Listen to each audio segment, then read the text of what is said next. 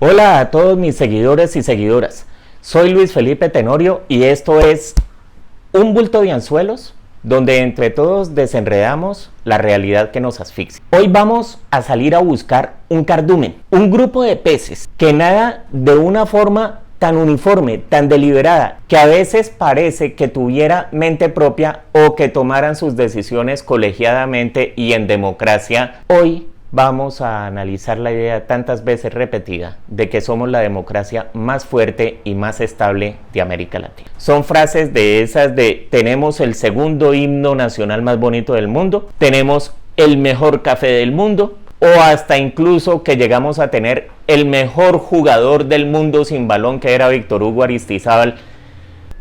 Nuestra primera constitución nacional fue la de 1821, proclamada en Cúcuta. Entre otras cosas, en el aspecto electoral, consagró una serie de colegios electorales complicadísimos, escalonados, que iban de parroquia a cabecera municipal a capital de provincia para elegir todo tipo de cargos, y no podía votar todo el mundo. No.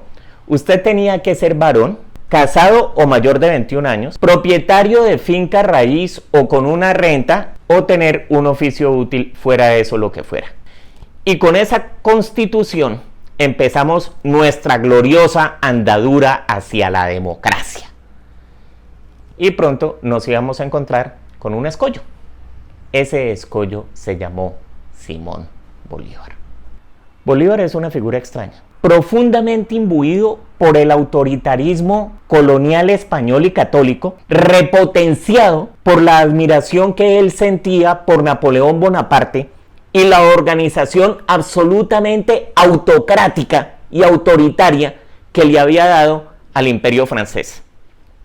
Le redactó a Perú una constitución con presidente vitalicio, él, 3 cámaras, donde una de esas cámaras, la de los censores, también sería vitalicia y se encargaría de vigilar la instrucción pública y hacer la fiscalización política. Usted se puede imaginar lo que resulta de un presidente vitalicio con unos censores vitalicios. Para imponerle esa constitución a Perú, Bolívar encerró a los delegados del Colegio Electoral de Lima en la Universidad de Perú y rodeó la universidad con ejército para explicarle a los delegados del colegio cómo era que tenían que votar y cuál era el mecanismo adecuado para tomar las decisiones que más le convenían al país.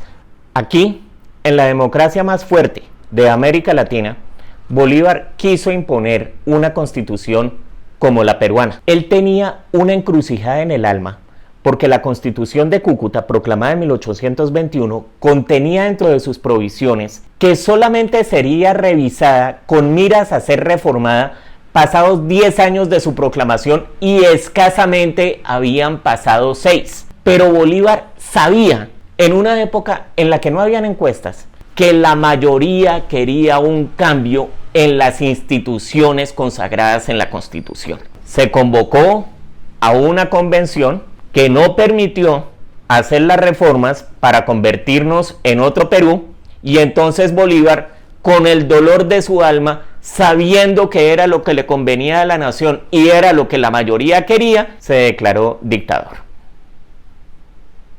Esa dictadura le costó el atentado septembrino. Y para demostrar una vez más que entre independencia, democracia y libertad la distancia puede ser bastante larga, Bolívar desató sobre todos los opositores ciertos, probables o supuestos la ira del ejército en una serie de juicios amañados, en los cuales Bolívar, siempre investido como dictador, dijo clarito que no quería absoluciones. En los primeros 7 años de vida republicana, nosotros aprendimos a violar el pacto constitucional, dejando a una figura hacer lo que quisiera en agradecimiento a lo que había hecho. Se le permitió a esa figura fijar el alcance de las libertades democráticas. Se le permitió violar la separación de poderes. Se asentó un centralismo asfixiante para controlar a las regiones que se consideraban los nidos de la oposición al poder central de Bolívar. Se criminalizó a toda la oposición. y se usaron a los jueces y a las Fuerzas Armadas para perseguir a esa oposición cierta o imaginaria, partícipe del atentado o no. Y como lo hizo Bolívar, se desarrollaron narrativas que normalizaran uno y otro comportamiento, tanto la persecución bolivariana como el atentado de quienes participaron o no en la noche septembrina. Y todo eso entró en nuestra conciencia nacional.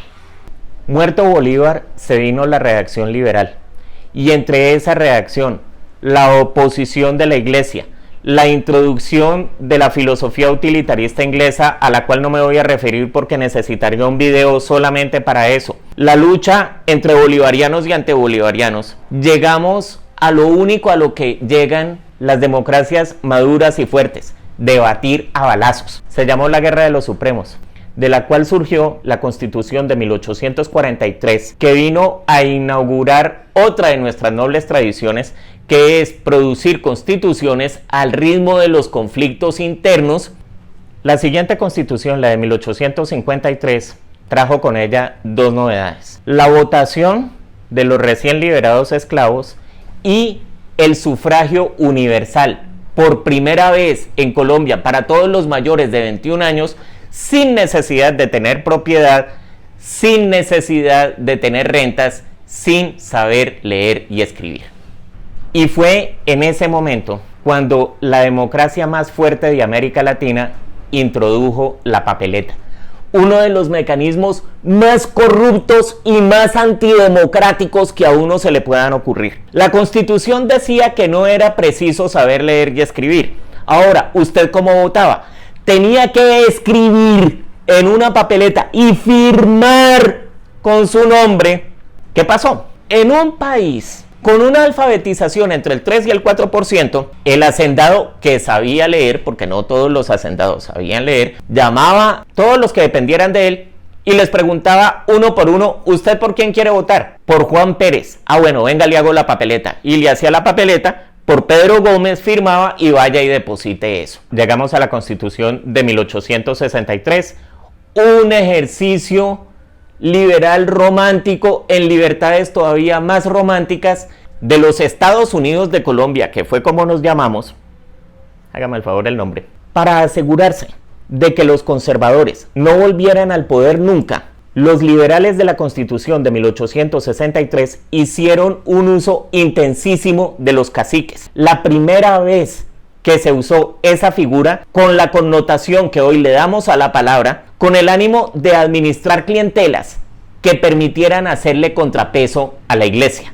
Entonces, por estar asegurando que los conservadores no volvieran, a los liberales se les olvidó que había que hacer algunas otras cosas, como por ejemplo gobernar. Los liberales radicales hubieran podido salvar su obra si hubieran aceptado pactar con los liberales moderados, pero primero muertos que sencillos. Eso no iba a pasar. Por lo tanto, los moderados, que estaban convencidos de que era necesario reestructurar el Estado, pactaron estos liberales moderados con los conservadores y básicamente les entregaron la elaboración de la Constitución de 1886. Si los liberales quisieron asegurarse de que los conservadores no volvieran al poder nunca, cuando los conservadores volvieron al poder, de lo que quisieron asegurarse es que el infierno se congelaba antes de que a alguien se le ocurriera querer ser liberal. Ya no iba a bastar la papeleta, ahora era necesario saber leer y escribir. Ahora usted llegaba a la urna y el jurado de votación, si sabía que usted era un excelso conservador de la zona, le decía: escriba casa. Pero si el jurado de votación tenía razones para sospechar que usted era liberal, le pedía escribir: desarzobispo constantinopolitanizar. Y cuando usted lo escribía: ah, no, parce, no, usted no sabe leer y escribir porque eso es con Z. Y entonces usted no podía votar. Además, era preciso tener propiedad. Y los asalariados, ni peligro que iban a votar, tampoco bastaba tener oficio. Votaban los propietarios y que fueran dueños de una propiedad de determinado valor. Los alcaldes eran los que controlaban la votación, pero votando únicamente propietarios y rentistas y alfabetizados, estaba garantizado que la votación iba a ser completamente conservadora. Para asegurar las cosas del todo, el Senado no iba a ser elegido directamente, sino que iba a ser elegido por las asambleas departamentales, que eran virtualmente nombradas por el gobernador, que era un agente personal del presidente. Y para dejar las cosas completamente organizadas, las actas de los jurados se firmaban en blanco y se enviaban a los directorios para que las llenaran en la forma en que consideraran conveniente. Como resultado, entre 1889 y 1918 no hubo sino un representante liberal en el Congreso por cada legislatura.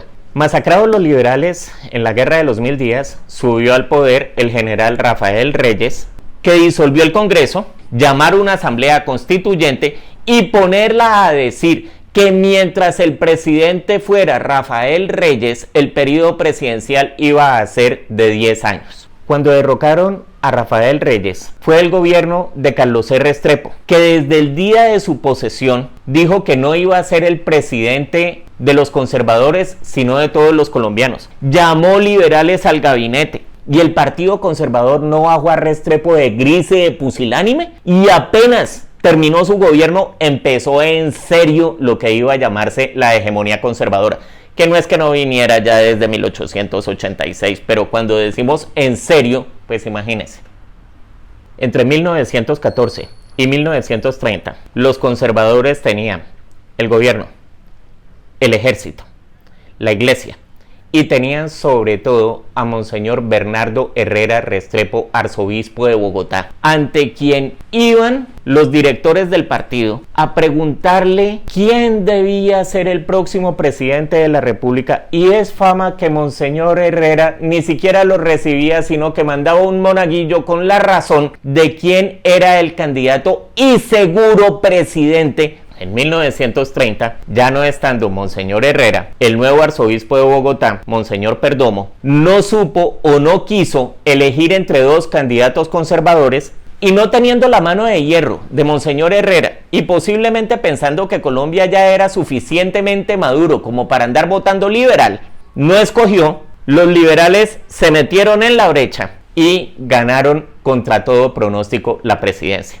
Y entonces Monseñor Perdomo ya no fue conocido como tal, sino como Monseñor Perdimos. Un sector de los liberales en la presidencia sabía que no era buena idea sacar a bofetadas a un partido que había gobernado durante 44 años, pero que venía respaldado por la iglesia y por sectores del ejército. Pero en los pueblos, los nuevos alcaldes liberales no tenían el mismo pensamiento y se dedicaron a humillar a los perdedores y a torear el poder de la iglesia, empezando a incubar una nueva violencia partidista que se consideraba simplemente como un equilibrio de las cargas. De hecho, los liberales proclamaron una reforma constitucional en 1936, lo cual llevó a Laureano Gómez a la frase nunca dicha pero mejor cumplida de toda la historia de Colombia, cuando dijo: haremos la república invivible. La fuente, el momento, el documento, el discurso en el cual Laureano Gómez hubiera dicho eso no lo ha podido exhibir nadie nunca.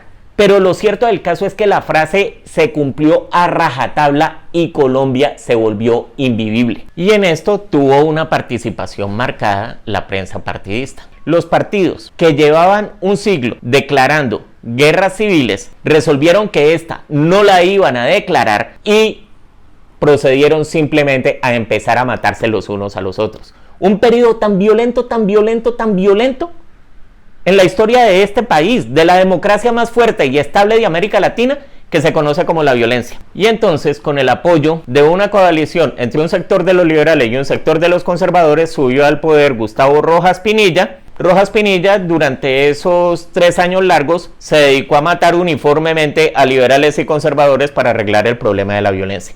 Y así llegamos a uno de los experimentos más democráticos. Como no sabíamos debatir sin matarnos, y se pactó anticipadamente el resultado del debate. Durante 16 años habría 2 presidentes liberales y 2 presidentes conservadores, y se dividiría rigurosamente por la mitad del Estado entre esos 2 partidos. Y ninguna organización divergente podría participar de la casita en el árbol que ellos se dieron para manejar este país. En 1970, Rojas Pinilla ganó las elecciones, aún después de haber sido dictador, aún después de haber sido odiado por las élites conservadoras y liberales y por toda la prensa y con todas las instituciones en contra, ganó las elecciones del 70 y se las robaron descaradamente, como lo reconoció el Tigrillo Noriega, ministro de gobierno en ese momento, pero consideró que era un fraude necesario y patriótico. Y de ahí que surgió el M-19 y llegamos entonces a el Estatuto de Seguridad de 1978. Una política de Estado por la cual usted tenía que cuidarse mucho de qué decía y dónde y delante de quién, si no quería ganarse una visita nocturna del ejército que se lo llevaba con orden de una justicia penal militar que se dedicó más a perseguir y a arrestar civiles que a vigilar los actos de servicio del ejército. Ni las caballerizas de Usaquén, ni las cuevas de Sacromonte, ni la brigada de institutos militares son leyendas urbanas. Después de eso, ¿qué tuvimos? Una asamblea constituyente que, aunque muchos la aplaudimos, fue convocada de manera completamente ilegal. Un presidente elegido por los carteles del narcotráfico. Un presidente que cambia el nombre propio a la Constitución para poderse reelegir modificando un articulito, y ese articulito implicó el cambio de todo el régimen de pesos y contrapesos del Estado y todavía estamos sufriendo las consecuencias de esa alteración. Un presidente que llama un plebiscito para refrendar unos acuerdos, lo pierde y de todas maneras impone los acuerdos haciéndole unos cambios cosméticos que a nadie importaban. Y un presidente que gobierna en cuerpo ajeno. Esa es la democracia más fuerte y duradera de América Latina. Un país autoritario desde su fundación, decidido a negar la diferencia y el debate, diseñado por los partidos para apoderarse del Estado como que fuera una propiedad del partido de gobierno y con una concepción absolutamente patrimonialista, y un Estado en el que nunca hemos sabido qué es hacer oposición. Nosotros hablamos de una democracia que no tenemos, que no hemos tenido, y la confundimos simplemente con que nos llamen a elecciones y a votar cada 4 años, que depende de otras libertades que desde 1821 hasta hoy, en 200 años, no hemos sabido respetar ni saber qué hacer con ellos. Mil gracias por haber pasado a verme, y este sigue siendo un bulto de anzuelos donde entre todos desenredamos la realidad que nos asfixia.